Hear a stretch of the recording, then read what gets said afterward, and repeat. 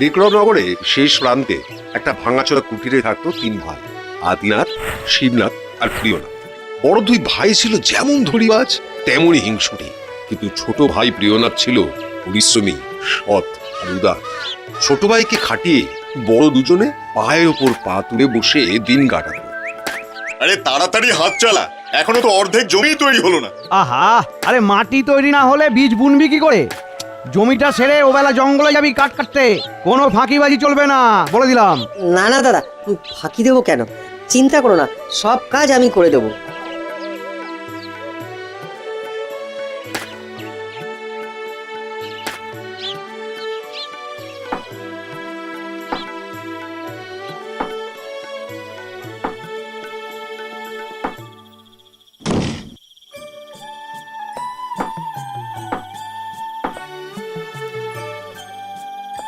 সকালে মাঠে হাড়ভাঙা খাটুনির পর এখন আমার জঙ্গলে কাঠ কাটা, না শরীর যেন আর চলছে না। কিন্তু দাদাদের কথা তো আর অমান্য করা যায় না। যাই, এবার এগুলো গুছিয়ে নিয়ে বাড়ি ফিরে যাই।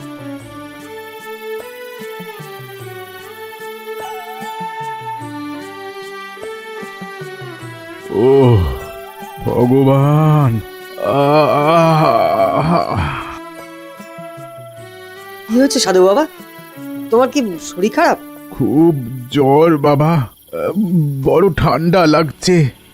যদি একটু কাঠ জ্বালিয়ে আগুনে সেঁক নিতে পারতাম।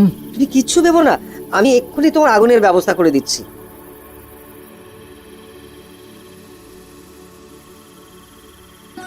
কি করছিস বাবা, কি করছিস? এ তো তোর কষ্ট করে জোগাড় করা কাঠ। ওসব তুমি ভেবো না তো।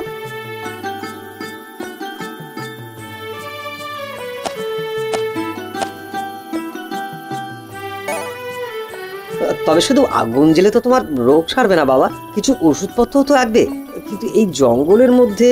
এই জঙ্গল জাদুর জঙ্গল রে বেটা, এখানে সব রকম রোগের ওষুধ পাওয়া যায়। তাহলে বলো না বাবা, কি করে তোমার অসুখ সারবে? না, তুই আমায় সারিয়েই ছাড়বি দেখছি। শোন শোন, ওই নদীর ওপারে একটা লাল ফলের গাছ আছে। যদি ওই ফল আনতে পারিস তবে আমি এক্ষুনি সুস্থ হয়ে যাব। আমি এক্ষুনি যাচ্ছি। কিন্তু এই ঠান্ডায় তুই নদী পেরোবি কি করে রে? নদীর জলও যে খুব ঠান্ডা। ও তুমি চিন্তা করো না বাবা, আমি যাবো আর আসবো।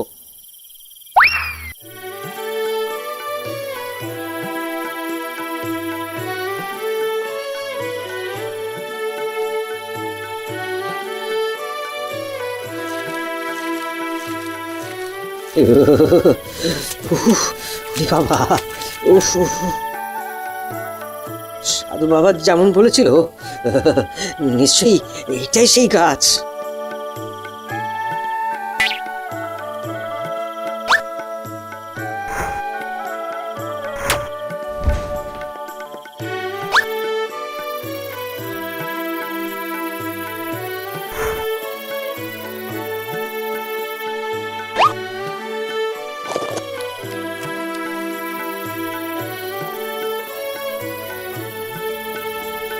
বাহ, তুমি তো একেবারে সুস্থ হয়ে গেলে।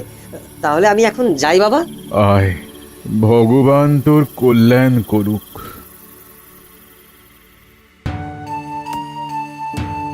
হতভাগা, সেই দুপুর থেকে এখনো অবধি তাহলে কি করলি? কি করলে তুই? আমি তো ওই কাঠ কেটে নিয়ে আসছিলাম দাদা, কিন্তু হঠাৎ।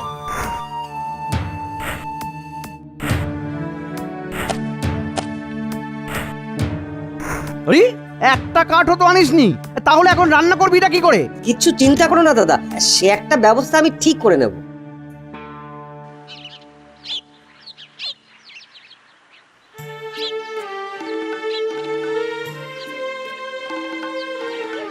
কি বুঝছেন রাজবৈদ্য?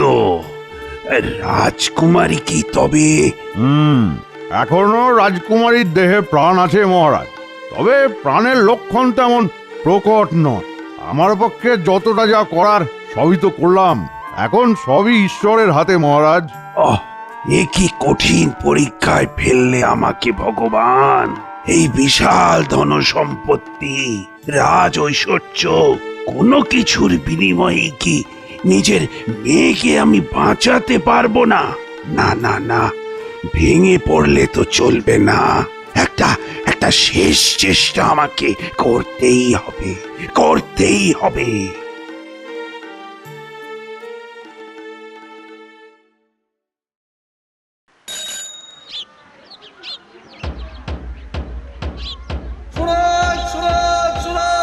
মহারাজ এক বিশেষ ঘোষণা করেছেন। আমাদের রাজকন্যা চন্দ্রমুখী এক ভীষণ রোগে শয্যাশায়ী। কোনো হাকিম বৈদ্যই তাকে সারিয়ে তুলতে পারেনি। এখন কেউ যদি তাকে সুস্থ করে তুলতে পারে তবে মহারাজ তাকে অর্ধেক রাজত্ব আর রাজকন্যা দুই দেবেন। শুনুন শুনুন শুনুন। আমি যা শুনলাম তুইও কি তাই শুনলি? শুনলাম আর বুঝলামও। কি বুঝলি? যত তাড়াতাড়ি সম্ভব জঙ্গলে ওই সাধু বাবার কাছে পৌঁছাতে হবে, তাহলেই কেল্লা ফতে।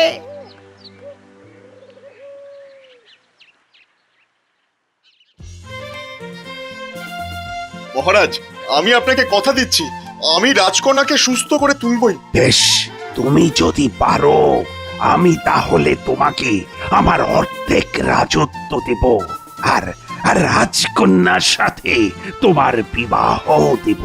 আপনি বিবাহের প্রস্তুতি শুরু করুন মহারাজ, আমি যাব আর আসবো। বাহ বাহ বাহ বাহ বাহ, বড় বলে সুযোগটা দাঁড়া ভালোই নিয়ে নিল।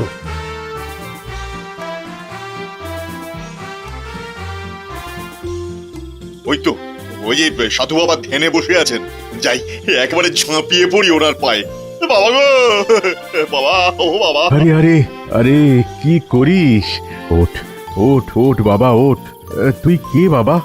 আগে বাবা, আমি সেই কাজ কুড়োনো ছেলেটির দাদা, যে গতকাল আপনার কাছে এসেছিল। ও, সেই ছেলেটা? সে বড় ভালো ছেলে। তা তা তুই কি চাস? আমাদের দেশে রাজকন্যার বড় অসুখ বাবা, হাকিম বদ্যি কবিরাজ কেউই তাকে সারিয়ে তুলতে পারছে না। বুঝেছি, তুই তাকে সারিয়ে তুলতে চাস, তাই তো? যদি আপনি একটু সাহায্য করেন বাবা। বেশ, শোন, এই জঙ্গলের শেষে যে পাহাড় আছে তার মাথায় একটা লেবুর গাছ আছে। ওই লেবুর রস রাজকন্যার মুখে দিলেই রাজকন্যা আবার সুস্থ হয়ে উঠবে। ঠিক আছে বাবা, ঠিক আছে, তবে তো আমি এই যাব আর এই নিয়ে আসবো। তবে একটা ব্যাপার খেয়াল রাখিস, ওই গাছের কাছে গিয়ে মনে মনে যা চাইবি গাছের ফলে সেটাই পাবি কিন্তু। আর মাত্র একবারই গাছ তোর কথা শুনবে, বুঝেছিস? আচ্ছা বাবা, মনে রাখবো।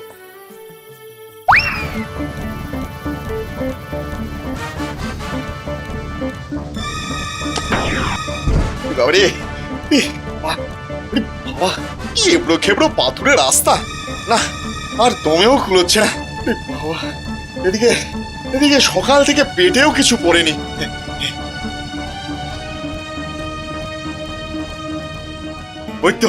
ওই তো লেবু গাছ, তবে লেবু না হয়ে ওটা যদি আপেল গাছ হতো তবে আপেল খেয়ে পেট ভরাতাম।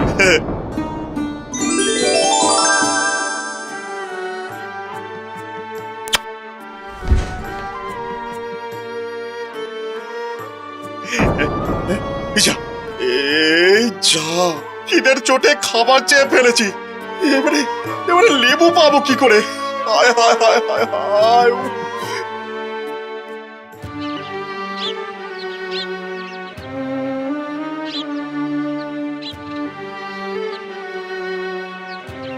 মহারাজ, আপনি আমাকে একটিবার সুযোগ দিন, আমি রাজকন্যাকে সুস্থ করে তুলবো। বেশ, তুমি তাহলে চেষ্টা করে দেখো।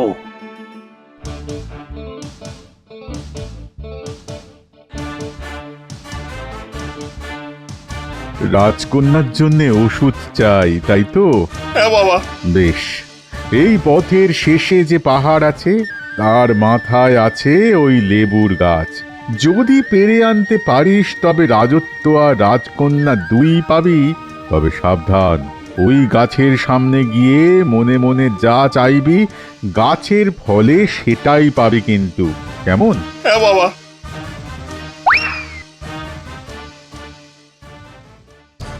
দাদাটা একদম বোকা, তাই লেবু নিয়ে ফিরতে পারেনি। আমি লেবু নিয়ে ফিরবই, কিন্তু কিন্তু পথ আর শেষই হয় না। ওহ, এত ধকল!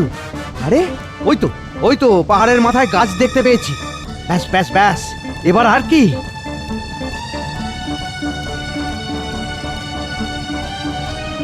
ওহ, এটা এটা লেবু গাছ না হয়ে যদি একটা বট গাছ হতো, তবে তবে ওর ছায়ায় একটু ঘুমিয়ে নিতাম। ও আরে, এ কি হচ্ছে? লেবু গাছটা তো বট গাছ হয়ে গেল, এখন কি করব? ও, ও, ও, এদিকে এদিকে আমার যে খুব ঘুম পাচ্ছে। ও ও চোখ যেন বুজে আসছে। হায় রে, আমিও পারলাম না, আমিও পারলাম না। তুমি পারবে যুবক, তুমি পারবে। আপনি আমাকে আশীর্বাদ করুন মহারাজ। আমি আশীর্বাদ করছি যুবক, তুমি সফল হও। আপনার আশীর্বাদ চাই বাবা। আমার আশীর্বাদ সব সময় তোর সঙ্গেই আছে বেটা। যা যা, ভগবান তোর মঙ্গল করবেন।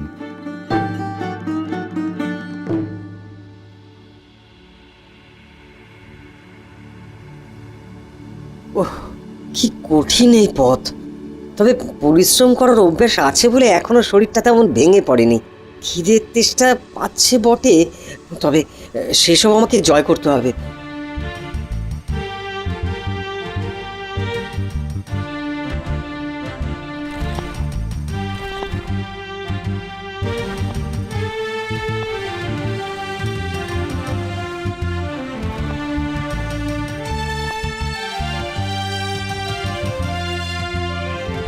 ওই তো সামনেই সেই গাছ। বড় কিছু পেতে গেলে ছোট কষ্টগুলোর কথা ভাবলে চলবে না। যেভাবেই হোক এই লেবু রাজকুমারের জন্য আমাকে নিয়ে গিয়ে তার প্রাণ বাঁচাতেই হবে।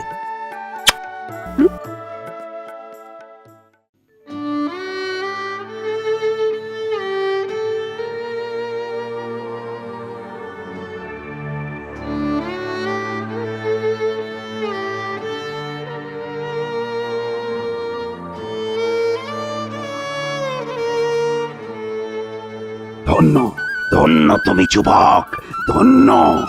ওরে ওরে, কে কোথায় আছিস? শাঁখ বাজা, হলুদে গোটা রাজ্য আলোর মালায় সাজিয়ে তোল। রাজকন্যা আমার সুস্থ হয়ে গেছে, সুস্থ হয়ে গেছে।